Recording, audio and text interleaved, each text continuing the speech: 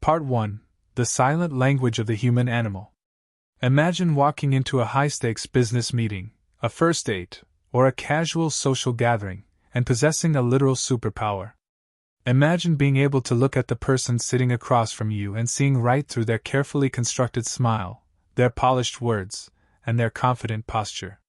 While everyone else in the room is listening to the words being spoken, you are tracking the microscopic movements of their eyes, the subtle tension in their jaw, the hidden orientation of their feet, and the subconscious vocal patterns that reveal exactly what they are thinking, feeling, and intending.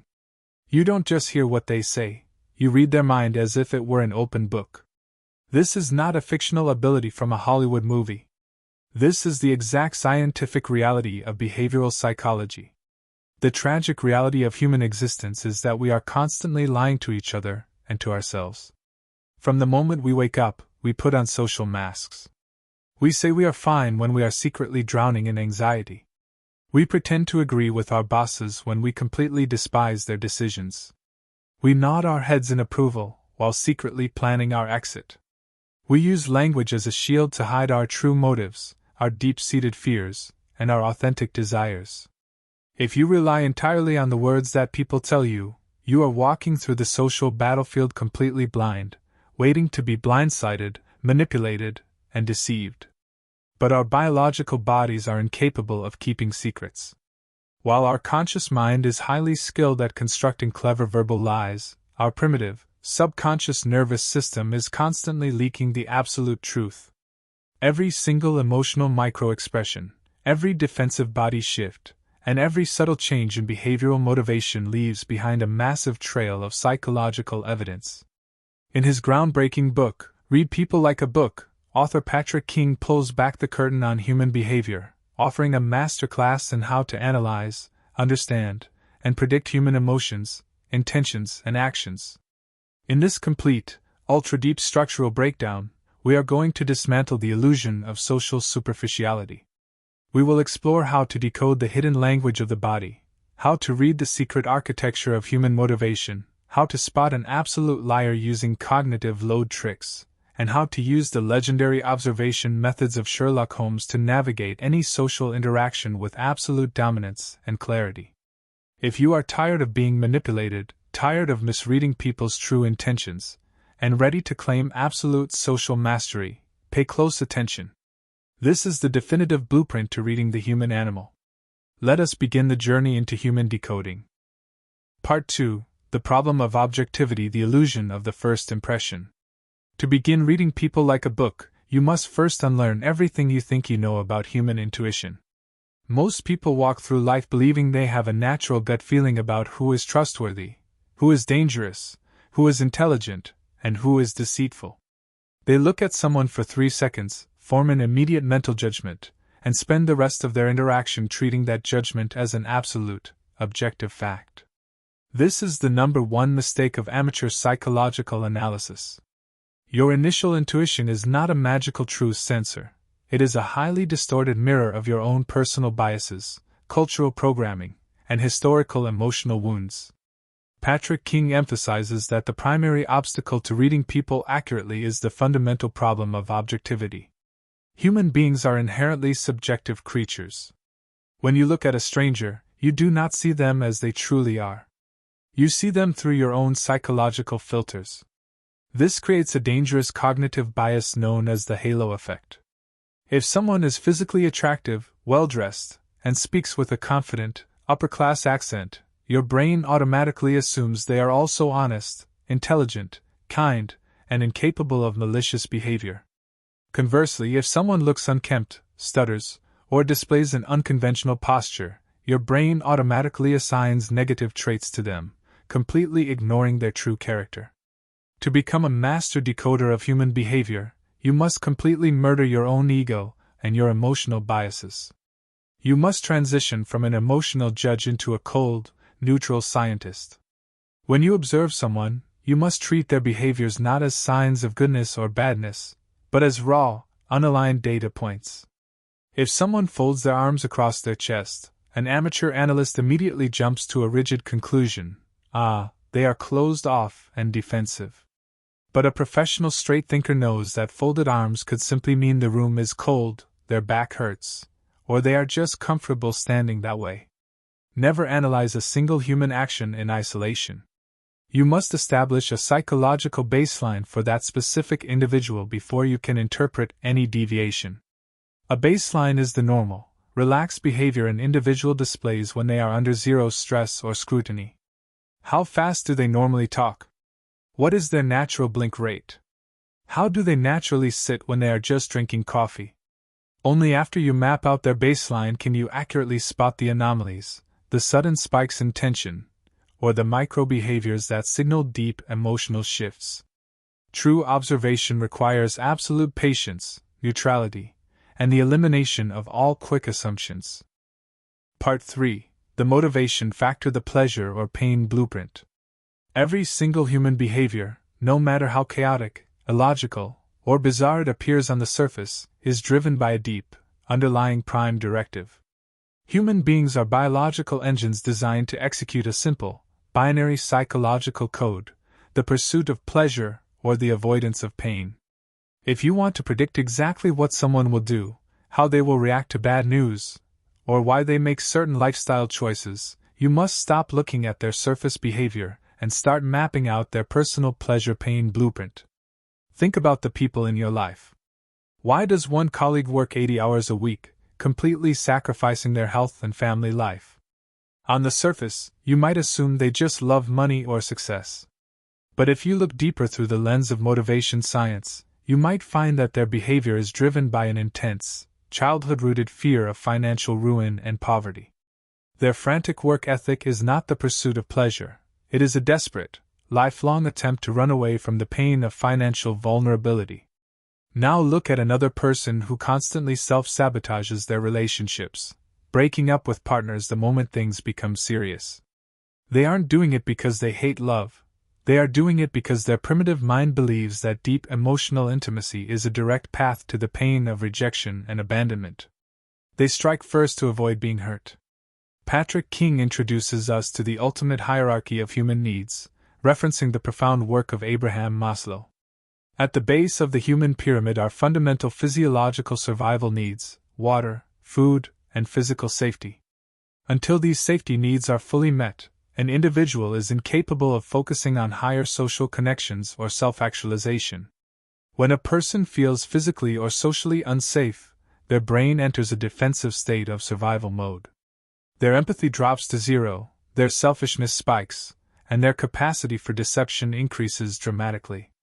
When you are analyzing someone, ask yourself, which specific layer of the pyramid are they currently fighting for? Are they fighting for basic ego protection? Are they desperately seeking social validation and love? Or are they operating from a place of high self-actualization? The moment you identify the exact engine driving their actions, their behavior ceases to be a mystery. You can predict their choices with near-perfect accuracy because you understand the underlying force moving them across the chessboard of life. Human beings are not random. They are deeply predictable survival engines driven entirely by their maps of pleasure and pain. Part 4. The Shadow and the Inner Child, Decoding Unconscious Motives. To truly read people deeply, you must go far beyond their conscious ego and venture into the dark, uncharted waters of the subconscious mind. Every adult you interact with, no matter how powerful, highly educated, or mature they appear, carries two invisible entities inside their psyche: their inner child and their psychological shadow. These hidden forces act as the true puppet masters behind the scenes, directing their choices, their emotional outbursts, and their relationship dynamics without their conscious awareness. Let's look first at the inner child.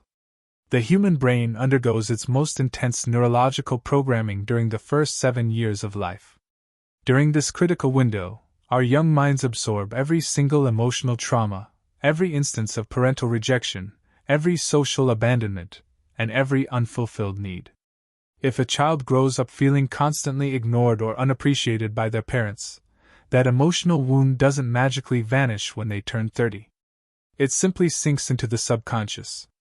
As an adult, that unhealed inner child is still running the show. When this person gets into an argument with their partner or a colleague, and they feel slightly dismissed, they don't react with mature logic. They instantly regress emotionally, throwing a massive adult temper tantrum, slamming doors, or shutting down completely. They aren't fighting about the present-day laundry or the corporate project.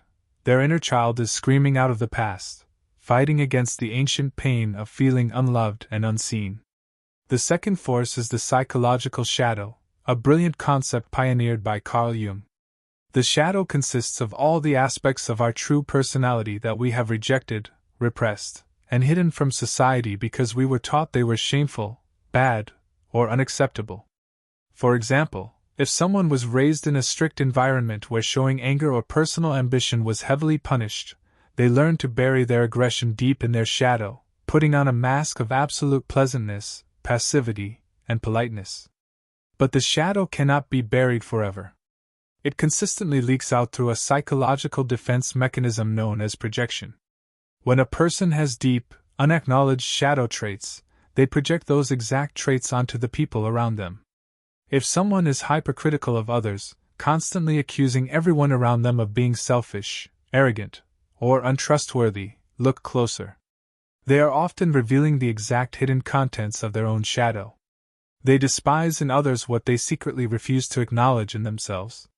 When you learn to listen to what people complain about and criticize, you are not learning about their targets. You are reading a direct, uncensored roadmap of their own deepest subconscious insecurities. Part 5. The Body and the Face Coding Microexpressions and Clusters. Now let us enter the physical arena of human decoding, the anatomy of nonverbal communication. Most amateur body language books give you a highly simplistic dictionary of gestures. If they rub their nose, they are lying. If they look to the left, they are remembering. If they tap their pen, they are bored.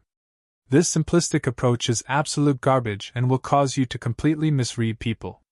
True nonverbal analysis requires you to look at the entire human body as a unified system that communicates through complex message clusters.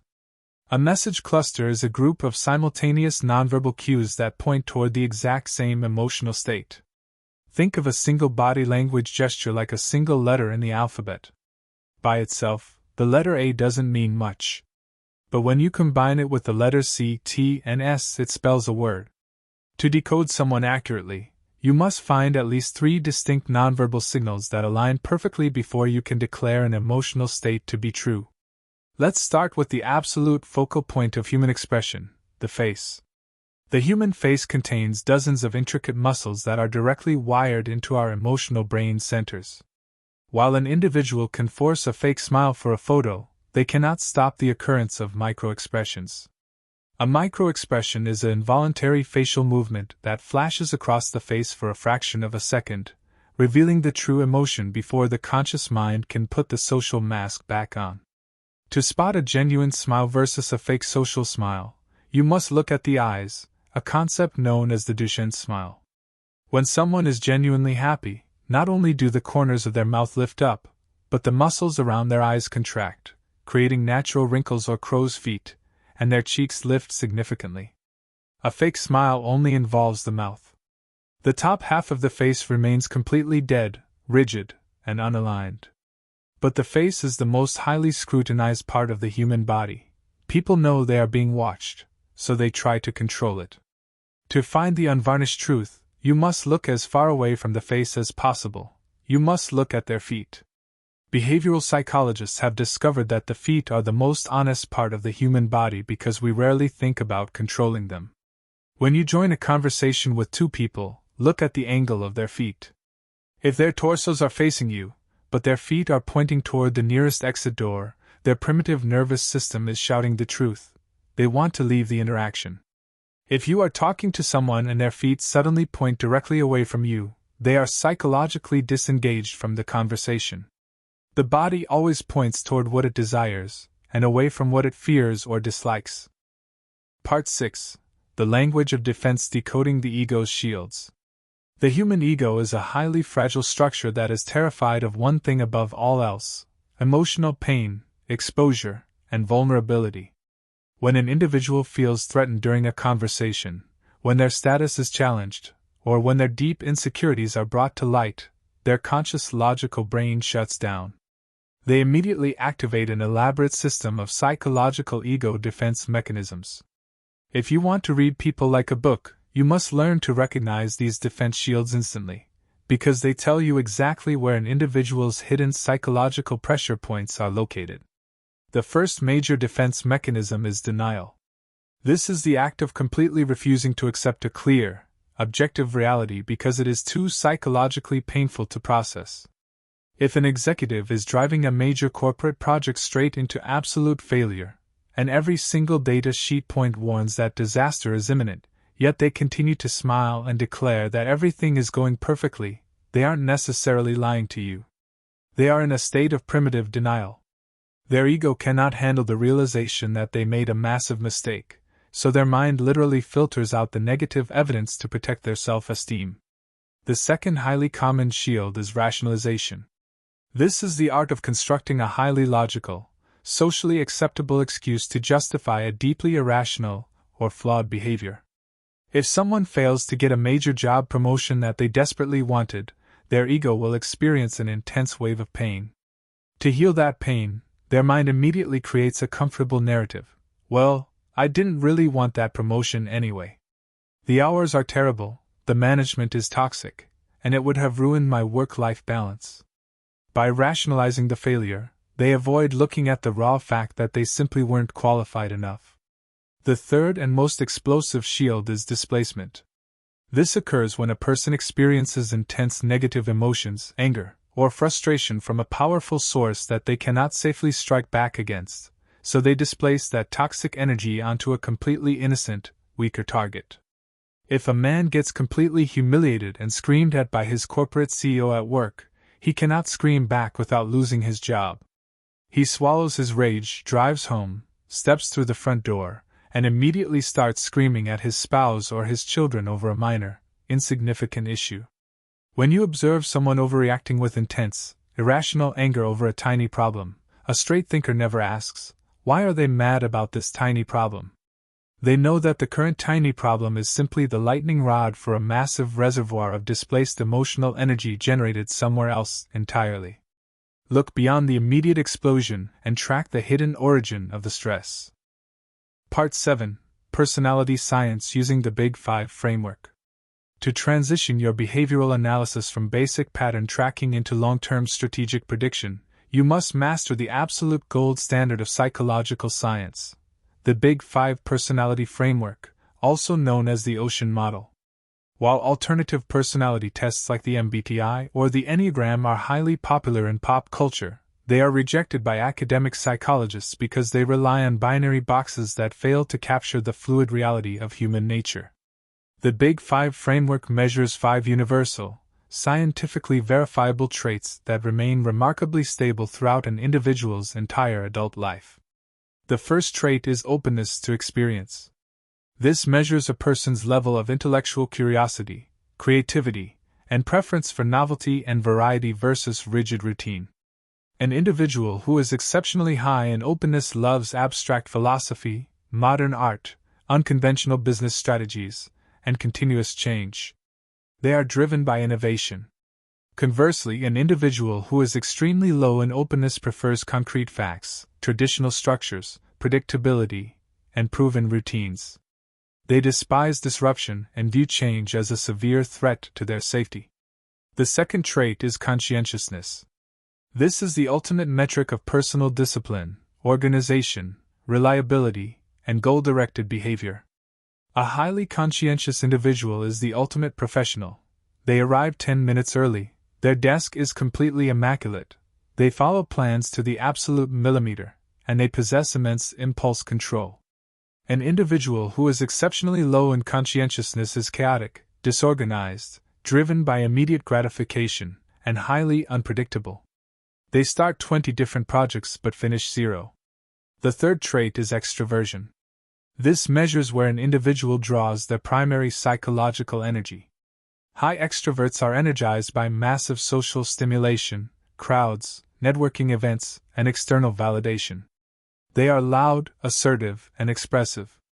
Low extroverts or introverts draw their energy from solitude, quiet environments, and deep one-on-one connections. Social stimulation drains their battery rapidly, and they require isolation to recharge their cognitive resources. The fourth trait is agreeableness. This measures a person's fundamental level of empathy, kindness, cooperativeness, and desire for social harmony versus personal conflict. A highly agreeable person will constantly sacrifice their own personal needs to keep everyone else happy. They hate conflict, avoid arguments at all costs, and are highly susceptible to being manipulated or taken advantage of. A disagreeable person cares entirely about raw results, objective truth, and personal victory. They are completely comfortable with intense confrontation, negotiate ruthlessly, and do not care if they hurt people's feelings to achieve their goals. The fifth and final trait is neuroticism. This is the metric of emotional instability and sensitivity to negative stress. A person high in neuroticism is constantly hypervigilant, viewing the world as a highly dangerous, threatening place. They overreact to minor setbacks, worry continuously, and are highly vulnerable to anxiety and depression. A person low in neuroticism is emotionally unshakable, calm under high-stakes pressure, and completely resilient in the face of chaos. When you map out an individual's unique position across these 5 universal dimensions, you unlock a master predictive algorithm.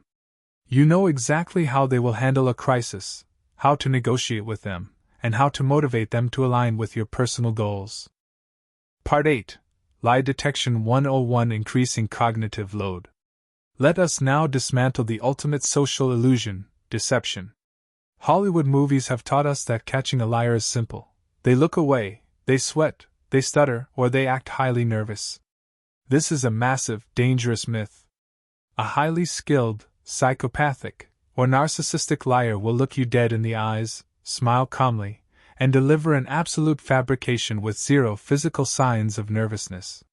They have practiced their lie relentlessly, and their baseline stays completely flat. To catch a modern liar, you must stop looking for basic emotional signs of nervousness and start applying the scientific principles of cognitive load. Lying is a highly taxing, exhausting intellectual exercise. When someone tells the absolute truth, their brain has to do very little work. They simply access their memory storage, pull out the physical facts, and describe them exactly as they happened. But when someone constructs a lie, their brain has to perform multiple complex cognitive tasks simultaneously. First, they must invent a fictional story that sounds completely logical. Second, they must ensure that this story does not contradict any known facts that you already possess. Third, they must consciously suppress their true memory. Fourth, they must continuously monitor your facial expressions to see if you are believing the lie. Fifth, they must actively control their own body language to appear relaxed and natural.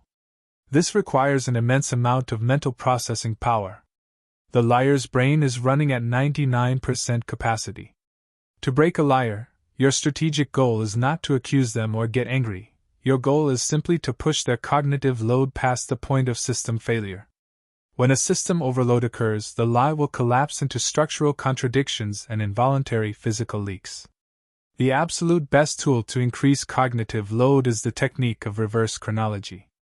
When a suspect or an unreliable colleague delivers a story or an excuse, it is almost always structured in a perfect linear timeline from start to finish. They have practiced this script in their head 100 times. Do not interrupt them while they tell the script. Listen neutrally. The moment they finish their story, look them in the eyes and ask them to tell the exact same story completely backward.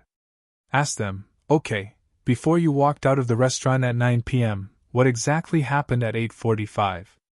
And what were you doing right before that at 8:30? A truthful person will have absolutely no problem navigating this request because their brain has a multidimensional memory of the actual event. They can jump around the timeline instantly. But a liar's brain has only memorized a linear script. Forcing them to process that script backward shatters their cognitive capacity. They will stall for time, change their details, display sudden facial microtensions, or show a massive drop in their vocal clarity.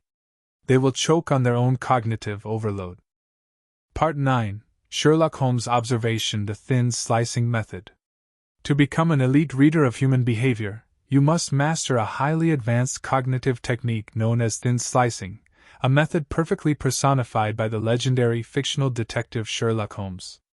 Thin slicing is the ability of our unconscious mind to analyze ultra-short windows of human behavior, microgestures, or small physical environments, and extract a massive amount of highly accurate, deep psychological information about a person's life, background, and character. Think about what happens when you meet someone for the first time. Most people spend the first few minutes engaged in superficial small talk, asking boring questions like, "What do you do for a living?" or "Where are you from?" A master observer completely ignores the small talk and spends those first few minutes running a comprehensive diagnostic scan on the physical evidence surrounding the individual. They know that every single choice a person makes, the way they tie their shoes, the condition of their smartphone screen, the cleanliness of their fingernails, the jewelry they wear, leaves behind an indelible psychological footprint. Let's look at a practical example of thin slicing observation. Imagine you are meeting a potential business partner for the first time at a luxury cafe. They arrive driving an incredibly expensive sports car and wearing a highly visible, flashing gold watch.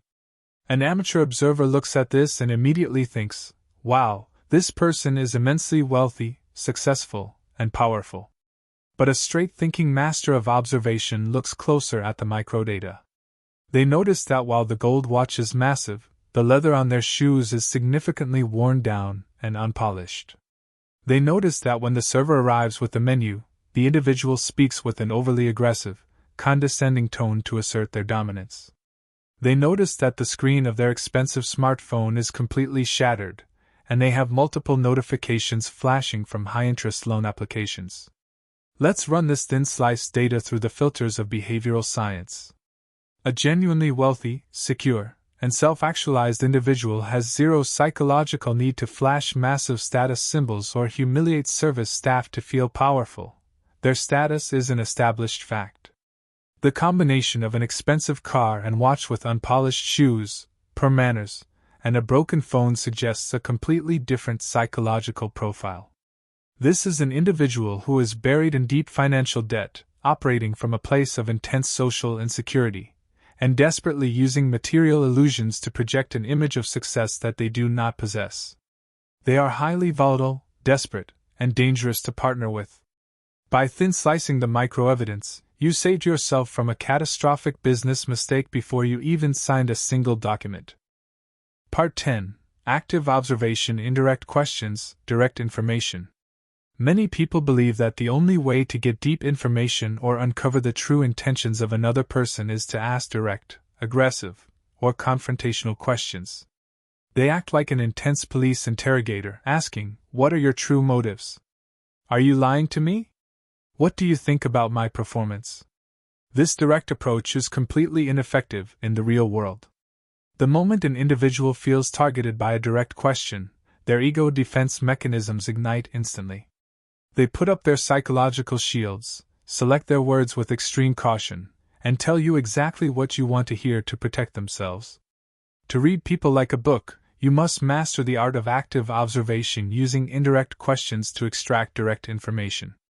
You must learn to ask questions that appear completely casual, innocent, and non-threatening, but are structurally engineered to force the other person to inadvertently reveal their true character, their hidden biases, and their authentic motivations. Let's look at a concrete example. Imagine you are interviewing a candidate for a high-level management position in your company. You want to know if they are a highly collaborative, empathetic leader who supports their team, or if they are a ruthless, narcissistic politician who will blame their subordinates for every failure. If you ask them directly, "How do you handle team failures?" they will give you a perfect, rehearsed textbook answer. "Oh, I take absolute responsibility and support my team completely." Instead of asking that direct question, a master observer uses an indirect framework. You casually ask them, "Can you tell me about a time in your past career where you had to work with a colleague who was completely incompetent, and how did that situation make you feel?" Pay incredibly close attention to what happens next. Because the question is framed around someone else's incompetence, the candidate's ego defense mechanisms drop completely. They feel safe. They will launch into a detailed story. Listen to the vocabulary they use. If they describe the situation with intense bitterness, contempt, and spend 10 minutes completely insulting their past colleague while painting themselves as an immaculate, flawless victim, they are revealing the absolute truth. They lack empathy, they hold deep toxic grudges, and the moment a project fails under their watch, they will target and sacrifice their own team members to protect their personal ego. They have given you direct information about their character while believing they were simply sharing a harmless office story. You must learn to listen to what people say when they think they are not being judged. Part 11. Coding Deception: The 5 Core Verbal Leaks. While nonverbal body language clusters are incredibly powerful tools for analysis, vocal and verbal patterns provide an equal wealth of psychological evidence. When an individual is engaged in deception or trying to distort reality, their conscious brain experiences a massive spike in anxiety. To manage this internal anxiety, their verbal delivery style begins to warp. They begin to exhibit involuntary verbal leaks. If you train your ears to track these 5 core linguistic anomalies, you can spot a liar through a voice call or a written document just as easily as you can in a physical room. The first verbal leak is the sudden drop in pronoun usage. When an individual is telling the absolute truth about a personal experience, their language is naturally filled with first-person pronouns. I went to the store, I met the client, I made the decision. They own the memory completely. But when an individual is inventing a lie or a false excuse, their subconscious mind experiences a deep sense of guilt and shame. To minimize this guilt, their brain legally distances itself from the lie by automatically deleting first-person pronouns from their sentences. Their language shifts to a highly passive, impersonal structure. The report was not completed on time, instead of, I failed to finish the report. Or the money went missing, instead of, I lost the cash. They use language to distance themselves from their own actions. The second leak is the exclusionary qualifier. Liars are deeply terrified of not being believed, so they constantly prefix their statements with intense verbal guarantees of honesty. They will frequently say, to be completely honest with you, swear to God, truthfully speaking, or, if I'm being 100% real. A person who is telling the truth expects you to believe them naturally. They have no psychological need to continuously ensure their sentences with honesty labels. The more someone screams about their absolute honesty, the higher the probability that a massive deception is about to take place. The third leak is overdetailing. When you ask a truthful person a simple question like, why were you late to the meeting? They will give you a short, direct answer. Traffic was backed up on the main highway. That is it. But a liar is terrified that a short answer will sound suspicious. To overcompensate, they create a massive wall of unnecessary details to make the story sound authentic. They will say, well, I woke up at exactly 6:45, and then my cat spilled the milk on my shirt, so I had to change into this blue shirt, and then when I got to the intersection of 3rd Street, a red truck blocked the lane. They wrap the core lie in a massive blanket of trivial facts, hoping you will get lost in the details and stop analyzing the structural truth of the story. When the details explode, investigation is required. Part 12. The Power of Absolute Decoding, the Action Blueprint. We have executed a massive, deeply profound exploration into the deepest chambers of human psychology. We have shattered the dangerous illusions of subjective intuition, mapped out the universal engines of pleasure and pain, unlocked the secret shields of the ego, and mastered the advanced sciences of body language clusters, personality traits, and cognitive load-lie detection. You now possess the strategic keys to navigate the human jungle with absolute safety, clarity, and authority. But all of this technical mastery is completely useless if you do not implement it into your daily social reality. To transform yourself into a legendary reader of human behavior starting today, here is your practical, step-by-step action blueprint based on the ultimate wisdom of read people like a book. Step number 1. Murder your initial first impressions. The very next time you meet a new individual in your professional or personal life, consciously pause and acknowledge that your first 3-second judgment is a pure product of your own biases and the halo effect. Refuse to label them as good, bad, smart, or deceitful. Force your mind to stay completely neutral, and begin tracking their data points like an objective scientist. Step number 2. Map out the baseline behavior of the people you interact with daily. Spend the next 7 days observing your colleagues, friends, and family members when they are completely relaxed and under zero stress. Note their natural vocal speed, their natural blink rate, their natural hand gestures, and the natural orientation of their feet. Lock this baseline into your memory so you can instantly spot any sudden spikes in their future psychological tension.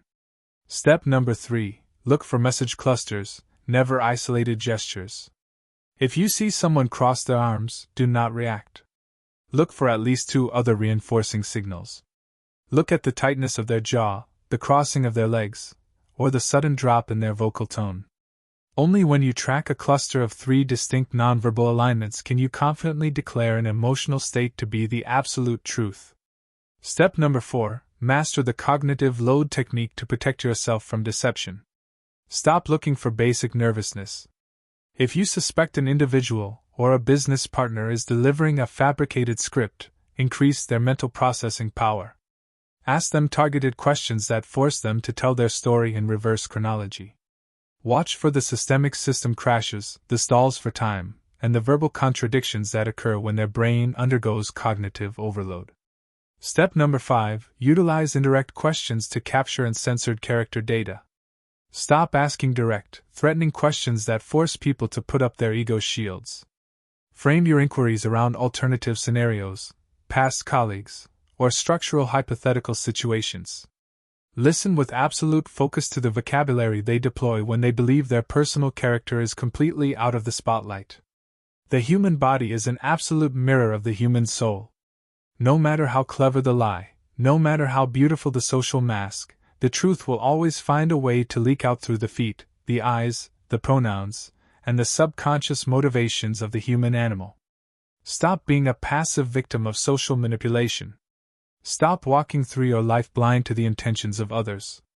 Claim your seat as a master decoder of human behavior, read the world around you like an open book, and build the unshakable legacy of power, safety, and social dominance that you truly deserve.